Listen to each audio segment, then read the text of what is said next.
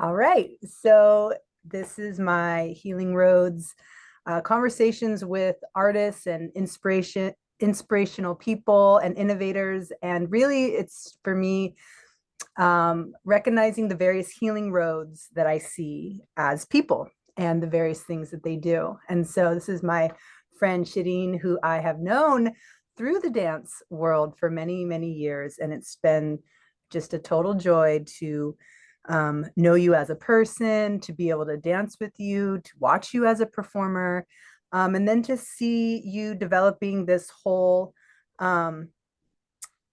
thing that you're doing, which, I've only, every time I've talked to you, it seems like I've learned another little aspect of what you've been doing for so many years. And then watching it cultivate, through social media and your website, it's like every single time I learn more and more of these beautiful aspects about you.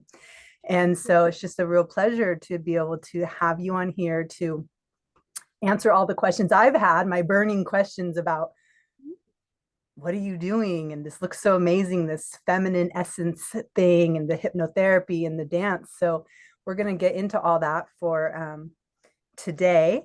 And I just want to, just really, when I think about you, you are probably one of the most feminine women I have ever met. And I always, just yeah, ruminate in it and I bask in it and I really see you and I feel inspired by it. And, it's a really beautiful thing. And that's, and then the kindness, that you share just in Oh, your beingness. So, that's the way that I see you. And I've seen you for a long time. And so I'm looking forward to diving into some of these things. So, welcome. It's great thank to you to have say you. you're making me blush. Thank you. Thank you so much. Yeah, well, the admiration is mutual. I came to California and I was really inspired by the ethnic dance scene here. And you're such a um like key person for me in that too. I also felt you had a big effect on me, and I've always liked you, always felt drawn to you. And I love how that's playing out, because when you first meet someone, you just don't know what is going to happen along the road, the healing road, right? Isn't that And right? yeah, and we have very memorable times together, and they Mm. make me light up. Thank So thank you you. so much. I love the mutuality. So Mm. let's just dive right in and just tell us about you and your story. How do you tell your story? Ooh, okay, so I'm gonna have to be careful so I don't take over an entire hour. It's easy. Of course. Okay, in an important, succinct nutshell, how can I? Okay, so um, I think what's really important to start with is that whatever we offer is a sum total of who we are today, right? We can only ever give to the world whatever we have right now. And that's an accumulation of all our life experiences and our growth. And if we have the chance to do so, and if, that was part of our life path, that's a very versatile package and very unique to every single person. So I was born and raised in Germany to Iranian immigrant parents, a child of the diaspora, and from that aspect, have always felt like a chameleon, always in between the worlds. And because I wasn't really steeped in Iranian culture, not really steeped in German culture, at home it would be Iranian, and then outside the home it would be European, Central European. I've learned from a young age to the ability to zoom out and become an observer and kind of pick and choose what works and what doesn't work. And I could somehow perceive the wounding and the beauty of both cultures. And one big aspect of both cultures, I think any cultures, it was, first of all, I really, really wanted to follow the calling of my soul. I had no idea what that was. Um, I didn't even know the concept of a soul. I didn't even know any spiritual concepts like so. It was just always this loud voice that came from within and wanted to be listened to, wanted to be heard, wanted to be acknowledged, and that inner guidance, that compass that needed to be followed, or I would just fall apart. Things would fall apart. And I can remember that so clearly, that it's always been there, always. And so that was not necessarily something instilled, like culturally. What was instilled is get an education, be the best person you can be very dignified, be polite, have good manners, get a good job, and then you are somebody in the world, have that independence. And those were real gifts. You know, your body language is really important. My mom actually put me into ballet dance classes when I was 3 because she wanted me to walk with body awareness and having a straight spine, and therefore, you know, walking through the world knowing I'm somebody. And then there came that other layer of, okay, so these things mean certain things to my parents from an Iranian cultural context. It means something else from a German cultural context. And then there was this really loud voice, very wild, that wanted to be heard and all of that. And then that reclamation of whatever is there needs healing. And I didn't even know the word healing. I just felt the drive to heal and to reclaim and to return to my essence, to return to who I truly am, always. Our backyard really helped me with that because of all the trees and the flowers, insects, birds, and so on. And I would always kind of find myself there and find myself dancing there and find that communion there. And it felt really intimate. And it wasn't just that I would start to listen to myself. I would listen to the natural forces, but not so much in hearing it, more from a responding of moving with it, dancing with it, and perceiving somehow the spirals, the cycles of nature, the way the leaves would fall, you know, even the cycle when the birds start singing in the morning or afternoon. And it was always like a calling, and that really helped me to be true to myself. And eventually, after school, I had a degree, you know, I had the grades that would help me go to university and go to med school and all that. And I didn't want any of that. It felt really restrictive to me. There was something else calling. And so I actually went to New Zealand, and that really helped me to come closer to my authentic self. The beauty of that raw nature, that the vibration of that place really helped me. And eventually I went to Natural Therapies College there, and studied naturopathy, all sorts of, you know, modalities from Ayurveda, traditional Chinese medicine, aromatherapy, flower essences, nutrition, herbal medicine, you name it. It was all part of it. And parallel to that, I practiced a lot of yoga outdoors, and I also practiced belly dancing. On the one hand, as something I really wanted to perform and share with the world, but it was something more that, you know, I felt like was really a yoga of our more womanly nature, the lunar cyclical nature, the energy currents in our bodies. And I could only do that if I was removed from people, somewhere in nature, and I would feel it all come together. At college, I actually specialized in feminine reproductive health, and so as a naturopath specialized in helping people conceive babies and helping women in all stages of their lives with their health. And then started offering classes which were a fusion between belly dance and yoga, specifically for exactly these themes of you know, women's health, and then eventually pregnant babies, pregnant mamas with babies. Later on, when they were born, we would dance together with them, holding their babies. And it was just something that organically happened. There was no social media, and I wasn't really adept on um, the internet. And it was just something that came through as I was being true to myself.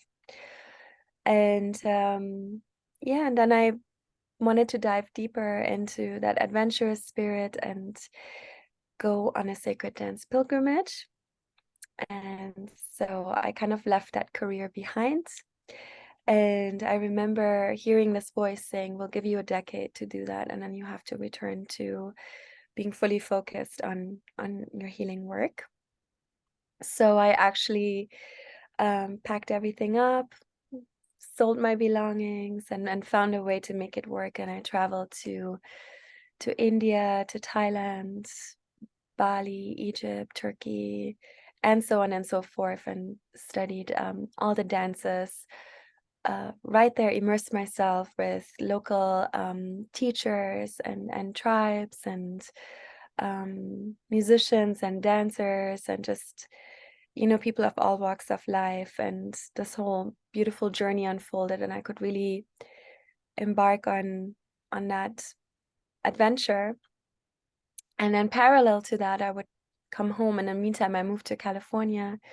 I kept educating myself in all sorts of healing modalities, eventually hypnotherapy.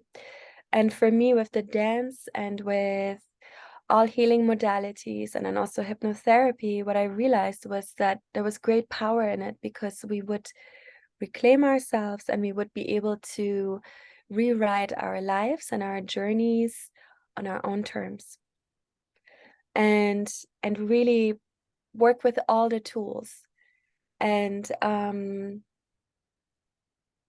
yeah, and kind of become ultimately creative by creating anything and everything in our lives from those deep places with these modalities. And yeah, and I see it as something that is very co-creative and actually in participation and dynamism with divinity.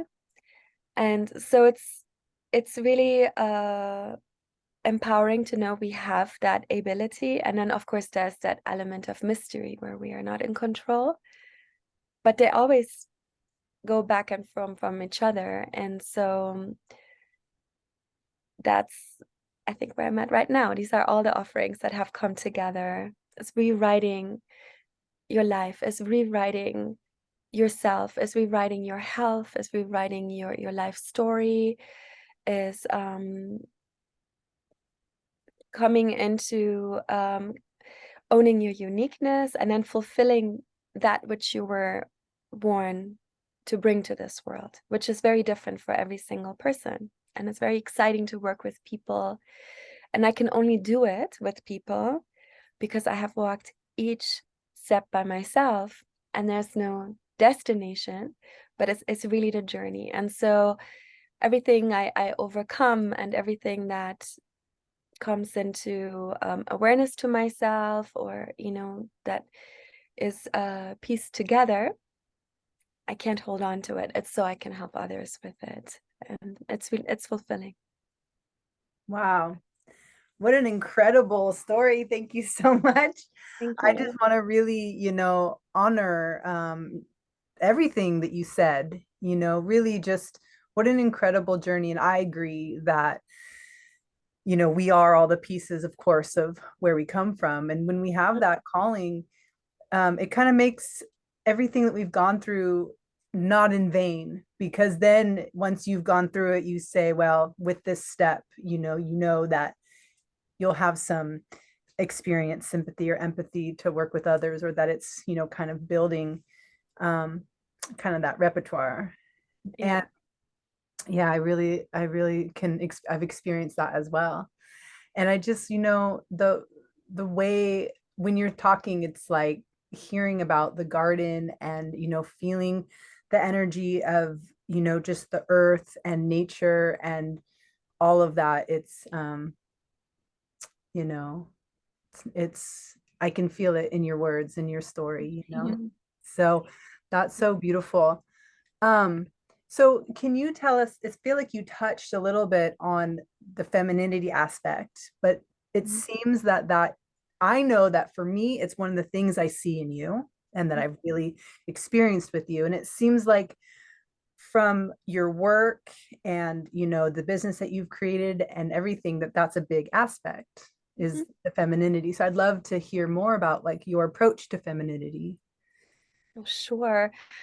That's a really loaded question. I kind of always went about it in this really organic way. And then, I realized the importance for the current climate to break down old structures and to bring about new things, and more understanding and tolerance. Um, it's hard for me to be completely politically correct because with my wording, I'm not sure if I can please everybody. I'm just coming from this personal place. I know it's a really loaded area. What is femininity? What is masculinity? And well, first of all, we all have both inside of us, and we actually need a very healthy approach to both feminine and masculine aspects within to be all that we can be in the world. There's this Buddhist saying that is you can't fly with one wing. And it's the same. You can, it's the yin and the yang. It's that healthy balance. Um, so it's a very individual thing what that is for people. But yet your question is, what is that to me? And when I think of the feminine, I or when I perceive the feminine, or when I feel into the feminine, um, first of all, is a really there's the energies of the heart and the womb. So there's a deeply nurturing aspect to it, a loving aspect, combined with a creative aspect, and also a receptive aspect. But as receptive as this aspect is, and it kind of draws in, and at the same time it's able to completely give back and literally give birth, right? So it's an energy, and it manifests in, let's say, women giving birth and giving life, if that's part of their life path. But it's so much bigger than that, because everything starts in its essence first. So there's also a really visceral quality to it, right? So there's an intuition with the feminine, deeply intrinsical with the feminine, that is not a heady concept. It is something that we feel viscerally in our entire bodies. There's an intelligence coming through, again, through every cell, and that is all part of nature, of Mother Nature. And inherently, it's exactly all those same qualities. It's very life-giving.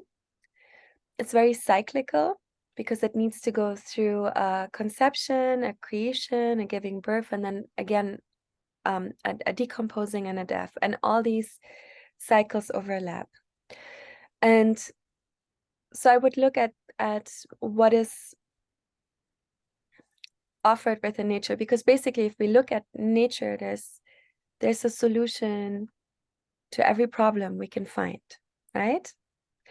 And so, as being the same beings, actually, we have that same ability. And in that patriarchal default, when you think about it, is we've been willfully fragmented. So women are allowed to only exist from everything the waist up.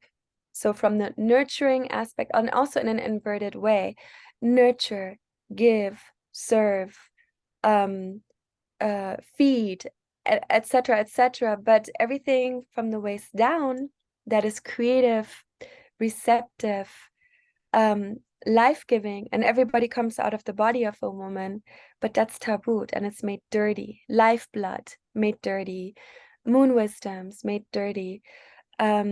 and womb wisdom totally tabooed. And so being active participants in this patterning of life has been disempowered because it's been tabooed. And then I look at men, and they've also been caught up and fragmented by the waist, and somehow they're not allowed to exist so much from the heart, but they exist so much from an inverted pelvic place where it's a drive and it's out of control, and it wants to possess, and it wants to compensate and make up for things, and conquer, and all of those things. And yeah, and it's missing that compassionate aspect, you know. And so why I came to the essence of the feminine is because I would look at nature and kind of the weavings of life and of our bodies.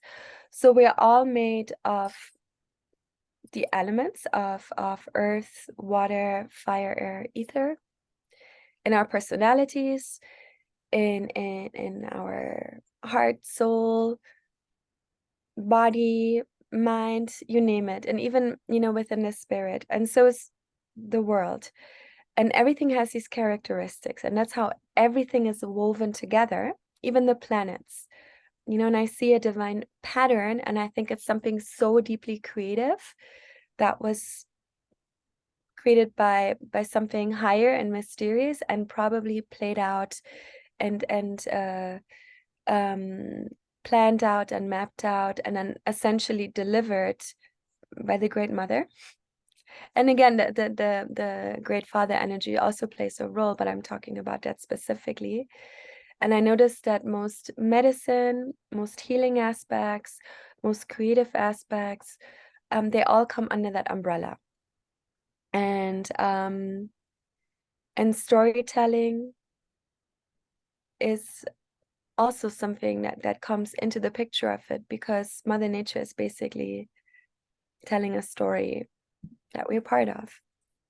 I hope this all makes sense. It's so, I actually find it really difficult to talk about this in a way that, because my perception of it is so abstract and more in myself and an understanding, and it's hard for me to really put it into words.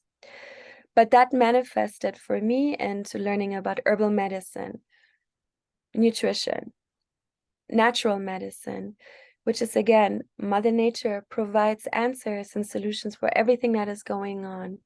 Physical therapy, a visceral healing mode connected to our visceral intuition, to our visceral intelligence, to ourselves as sensual beings, and sensual meaning intelligent with all our senses and awake, connected to our wild self that is really kind of astute with the forces of nature, because we're part of it.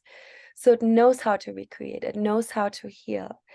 And then dancing, singing, laughing, circling together, which are essentially, you know, womanly things to practice in life very naturally, because we naturally ooze oxytocin, which is all about binding, bringing it together, support, loving. And yeah, that's so that would be why I think it's all part of the essence of the feminine nature, the feminine ways.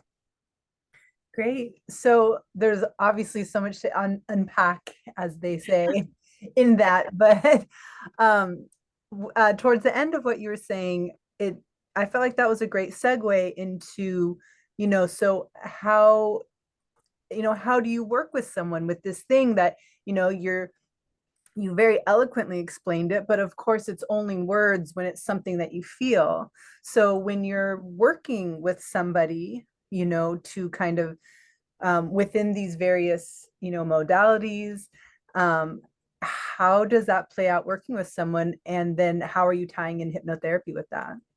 Yeah, of course.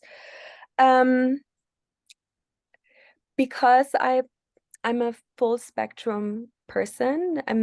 I've in my own experience, I've really come to experience the vast depth of joy and happiness and then despair all at once. My life has always been really, really beautiful and really, really challenging. So that propelled me, and it's a big blessing. It's a real blessing. And that propelled me into wanting to heal, wanting to heal my soul woundings, wanting to heal my patterns, the subconscious patterns that were running my life. Understanding subconscious patterns from my matrilineal and my patrilineal lineage, from my country people, from you name it, and understanding that I do need help in healing these. And so I think I've pretty much done everything under the sun for healing and rewriting all this, and eventually noticed that hypnotherapy has been one of the most important and most powerful and most effective ways of healing these deep, deep-seated soul woundings and traumas. I've worked with flower essences, mostly from New Zealand. I found also those being some of the most powerful medicines, but it just kind of keeps going further and further. And so yes, I do tell a new story with the dance, and I kind of seal in the new soul stories through the body and through the embodied new way of rewiring the self. But I've really found that hypnotherapy is key and crucial. So when I work with a person, what's important is that I leave Schirin out the door, and then I step into this healer archetypal energy. And when I step into that energy and I very consciously open myself up to it, this channel opens, and I'm there for the best interest of the person I work with. And I'm open to receiving them and feeling them and not making any assumptions, and just being really aware and observant and listening to them. And then slowly what happens, it multitasks. As I have talks with them about what they want or what they need, I start getting a sense of what's going on for them. Sometimes people come and they already know whether they want to learn sacred dance, healing dance, if they want to have a naturopathic session, a flower essence session, or hypnotherapy session. But as I speak with them, it's really important for me to customize whatever it is that they need.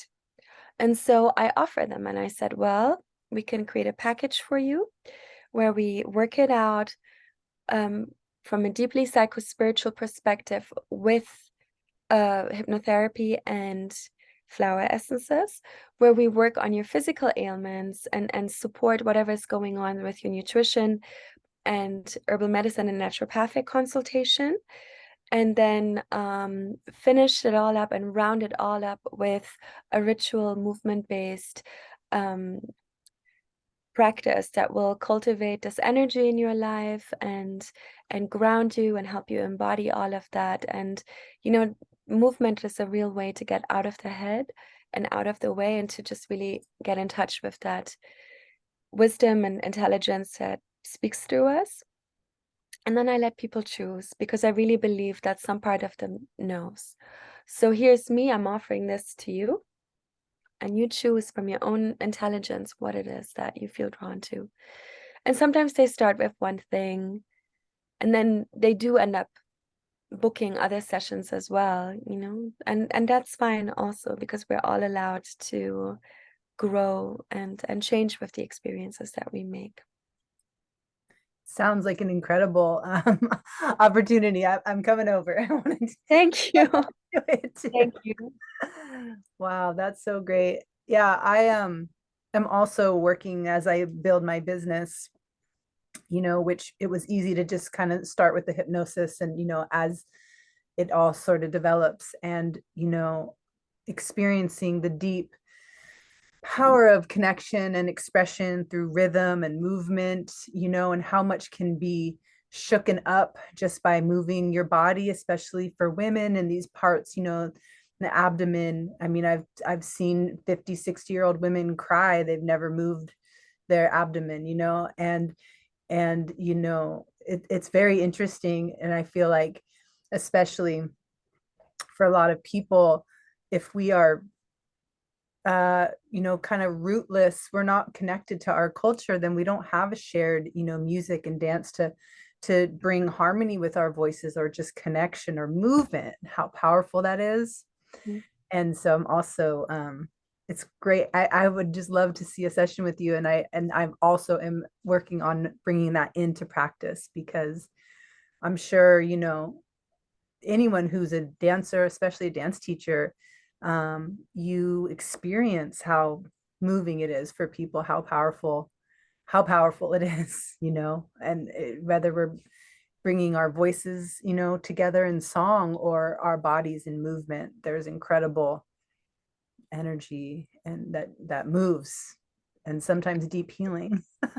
Absolutely. Especially the dances that you embarked on, Josiah. I really saw that with the Romani dance, the Turkish Rom dance, which is very pelvic, very visceral, very powerful, and kind of also, I think these dances are done, and especially coming out of the pelvis, because they really transmute an energy for the whole community.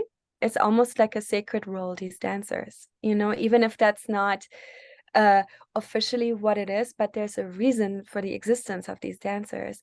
And then also all the dances that you learned that are more tribal dances and have frame drumming with it, and certain songs like the Gedra you've been doing, and all the other beautiful dances I've seen you bring through, and that you're drawn to.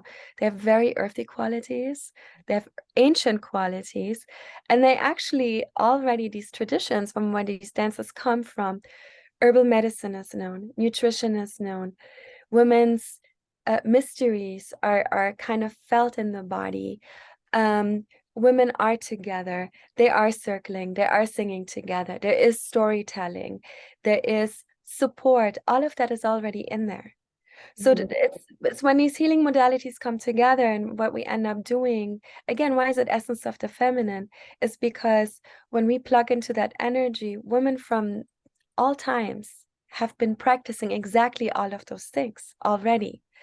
But in modern times, we kind of have to study all that, because we're not growing up and learning through osmosis and exposure as something that is just normal for our upbringing.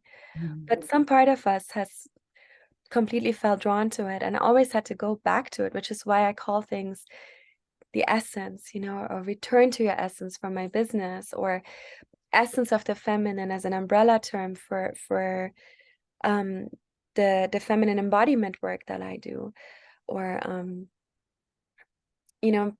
so that we can, even through the wording, already plug into that.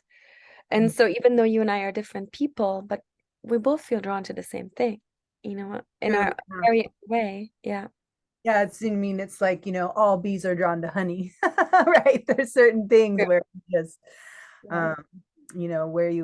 where the pollen is, and it's, so I wanted to say, and you're talking about, we're talking in particular about the femininity and the essence of femininity, which is, a lot of your work. And again, what I've seen in you from the beginning, if I'd have to say some of the, name a few women in the world that I feel really show the essence of femininity, you're absolutely on that top of that list, Oh my God, thank you. you are. And of course, there's a big spectrum, there's a big spectrum, and I like everything.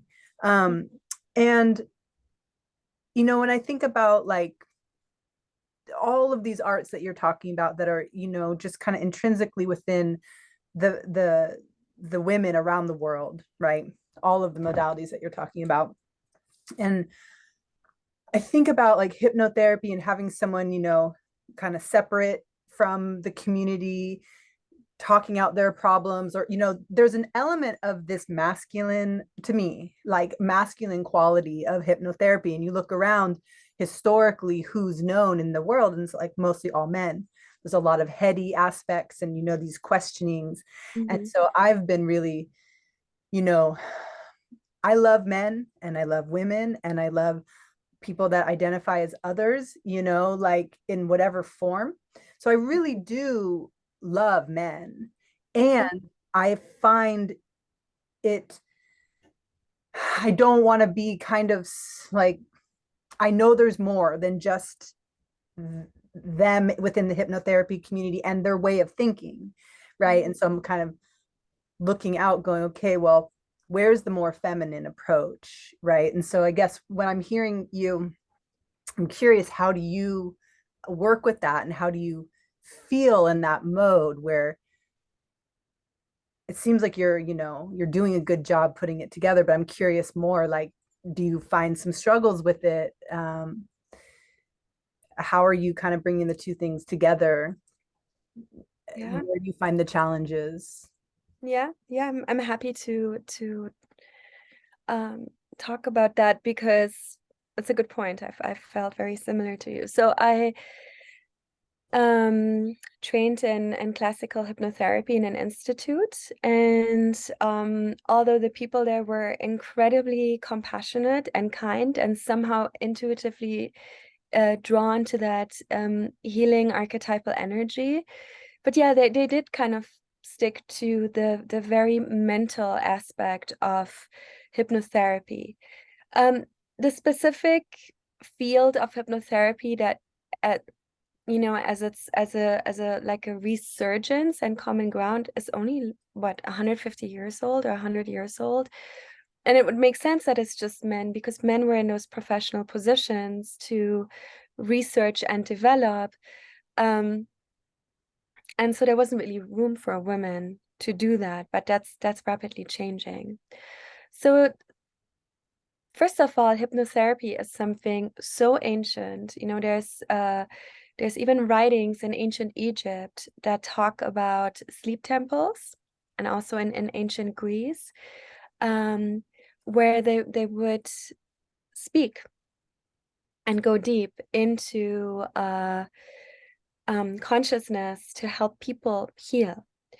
Um, so in our modern scientific psychotherapy, psychological world, the deeply esoteric and spiritual aspects are something that they would, what's the word when you do that? But you're like kind of right, Yes, right. yes. Enough at it. I'm not remembering. What's completely invalidated as something woo-woo, as something non-existent, as something, if it's not scientific, it doesn't make sense. So in modern psychology, you know, which only recently they really start working with the body again. And so there's development in that field too. But it's been very heady, it's been very mental, where the mental aspect, which is a very inverted masculine aspect, you know, it's that part where men through patriarchal times they've been cut off from feeling into their hearts. So everything emotional, everything from the heart, everything intuitive, wisdom from the heart has been tabooed. So what men have developed comes from the mental aspect.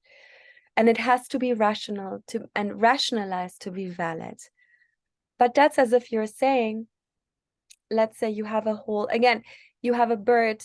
Not only are you cutting off a wing, but you are also cutting off its head and legs and only working with like that little bit of existence, which, you know, then you don't even recognize what kind of animal is this and how it is in its natural glory and out in nature, and how it really thrives, right? So so hypnotherapy truly is about 12,000 years old. And it was started in, maybe even older than that, maybe others, but recorded in ancient temples in Egypt, especially the Isis temples, the Aset temples. And the reason being that she was seen as the great creatrix of this universe, you know, from her body created um, the workings of the world as the great mother energy. And from that same principle that we can go into our deepest consciousness and recreate. And there's free will behind it.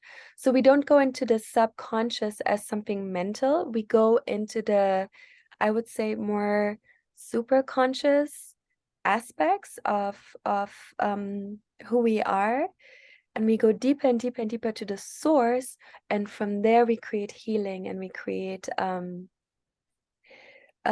change for our holistic beings, which are body, mind, heart, soul, and spirit. So you can't just work mentally with hypnotherapy. You really have to work with the entire holistic body, mind, heart, soul, and spirit to affect true change. I completely agree. And I love what you're saying. I would love if you're willing to kind of go deeper into that aspect of what you're talking about. Mhm. Um, maybe Yeah. like just for like the last 5 or 10 minutes.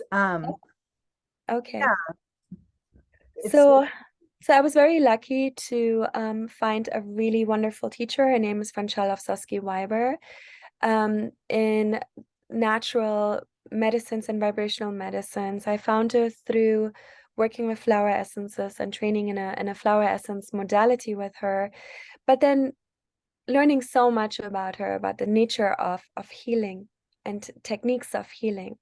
And so she's also a hypnotherapist, but she does really work more from an oracular stance, and she has tapped into the art of truly healing body, mind, heart, soul, and spirit, and going to the source, and in a way where we assist another holistic being to do that. We're not doing it for them.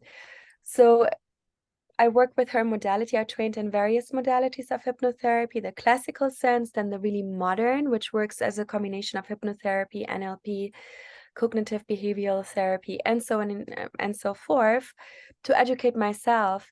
But what is truly most effective and most satisfying is working with the source energy of it, which is the complete holistic self. And I've witnessed to change in myself and in others. And it's something that is not um, immediate. It takes several sessions. A lot of modern hypnotherapy is kind of geared to working with one session and you're fine and it's all done. But that's not necessarily the case. It's not instant gratification. It's a journey, but it's a very well-rounded journey and one of commitment.